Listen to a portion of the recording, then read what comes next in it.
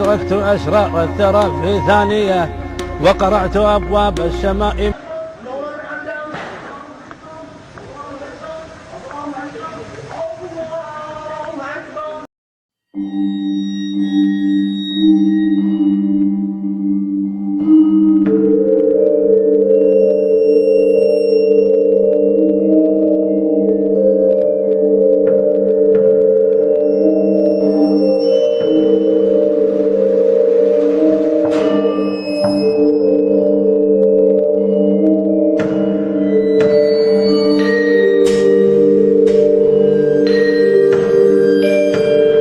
تعرف الصلاة في الاصطلاح الشرعي بأنها عبادة لله تعالى ذات أقوال وأفعال مخصوصة ومعلومة، تبدأ بالتكبير وتنتهي بالتسليم، ويقصد بالأقوال أي القراءة والتكبير والتسبيح وغيرها.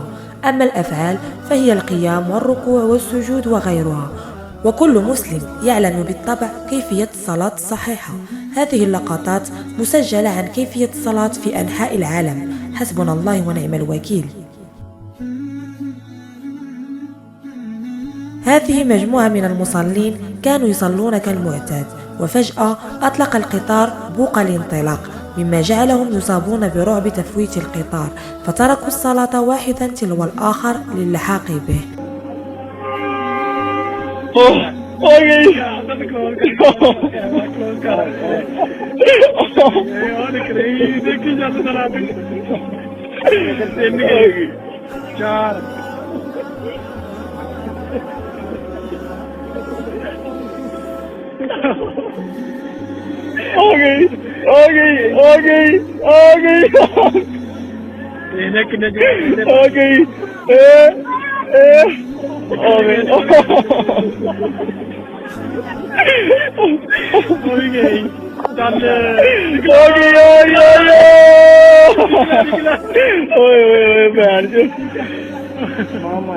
आखिरी खाता छड़ गए ये रह गया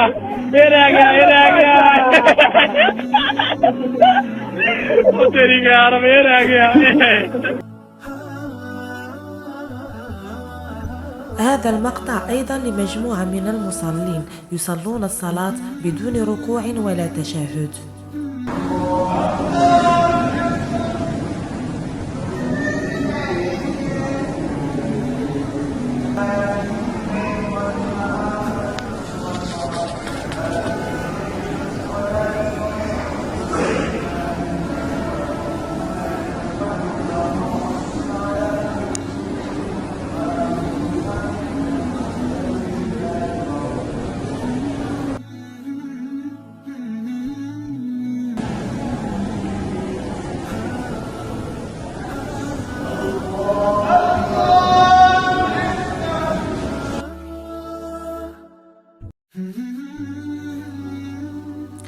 هذا الفيديو بدون تعليق.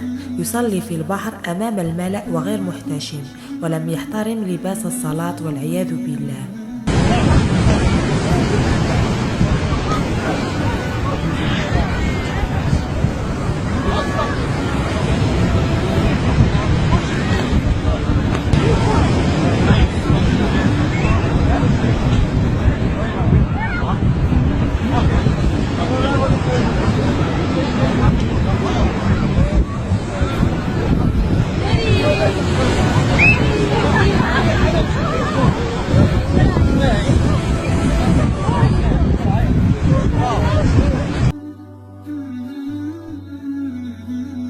هذه صلاة العيد في مصر، ولا أظن أنهم يمثلون مصر لأن مصر ليست هكذا. الغريب أنهم يصلون وهم مختلطون نساء ورجال. الصلاة وأخذ السيلفي، الصلاة فوق الدراجات، الصلاة في قبلات مختلفة، الضحك أثناء الصلاة، والصلاة بملابس التمة وبدون حجاب. كما حال هذا الرجل الذي يصلي وسط البحر، كما أنه يظل ساجدا في الماء. هل هذا نوع من العذاب؟ أنا لا أعرف كيف يفكر الناس. فعلا أنا متفاجئة.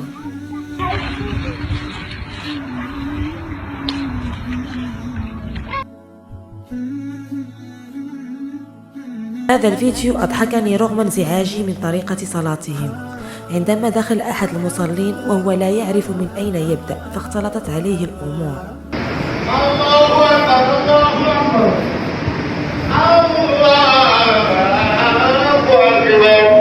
الحمد لله رب العالمين الرحمن الرحيم مالك يوم الدين إياك نعبد وإياك نستعين الصراط المستقيم صراط الذين أنعمت عليهم إذا جاءهم الله فلا تنسوا القرآن بالله فاجعلوا بحمد ربك وغفر الله أكبر سمع الله لمن حمده الله أكبر الله أكبر الله أكبر الله أكبر.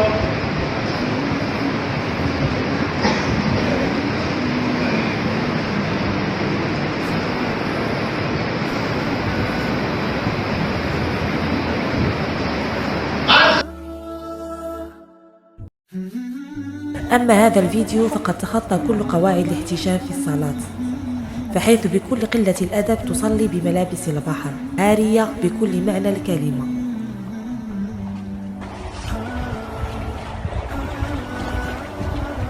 ماشي معها سيارة مريضة وتركي.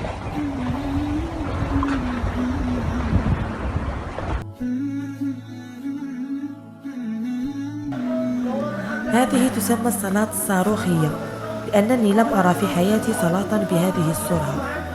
هل يقولون حرف واحد ثم يسجدون؟ لا أعلم، لا حول ولا قوة إلا بالله العظيم.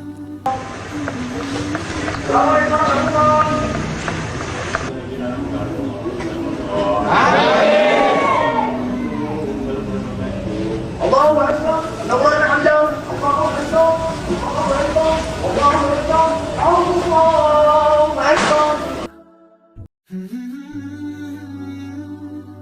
أما هذا الفيديو فقد أرعبني جدا، ظننت أنها تعبد الشيطان أو أنها مسكونة وتقوم بطقوس الجن. في الآخر وجدت أنها تصلي بطريقتها الخاصة. هل هذا نوع من الجذبة المغربية وحركة رياضية؟ من يعلم. المهم الحمد لله على نعمة الإسلام. صبية من آل بيت محمد أدركت أشراق الثرى في ثانية وقرعت أبواب السماء مهللا صبية من آل بيت محمد أدركت أشراق الثرى في ثانية وقرعت أبواب السماء مهللا غنكون وصلنا لنهاية الفيديو. أتمنى أن يتلقى إعجابكم. لا تنسوا الاشتراك وتفعيل الجرس ليصلكم كل جديد، وأتمنى من كل قلبي ترك إعجاب وتعليق على الفيديو. تحية كبيرة لكل عشاق الرعب. أتمنى لكم ليلة سعيدة ومخيفة طبعا. نتلاقوا فيديو جديد. يلا باي.